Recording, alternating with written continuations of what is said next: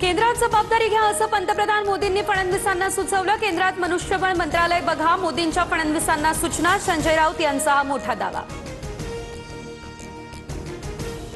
संजय राऊतांकडे तिसरा डोळा आहे का माहित नाही, पण विकसित महाराष्ट्रासाठी फडणवीस राज्यातच राहणार।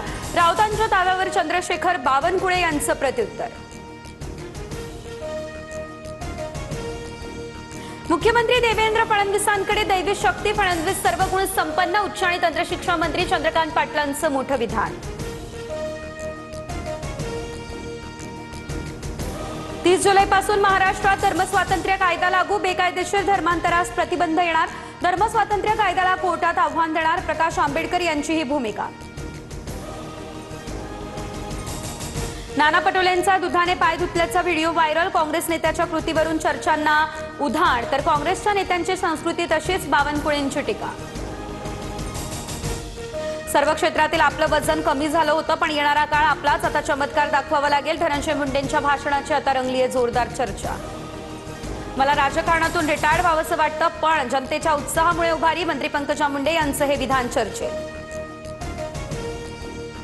धाराशिवमधील दिव्यांग शेतकऱ्याला फक्त 211 रुपये पीक विमा, 700 रुपये उसने घेऊन दिव्यांग शेतकऱ्यानं पीक विमा भरला होता। दिव्यांग दाम्पत्याचा अवघ्या 1.5 एकर शेतीवरच उदरनिर्वाह।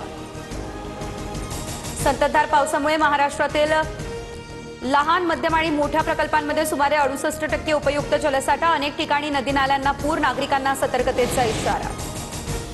भिवंडीमध्ये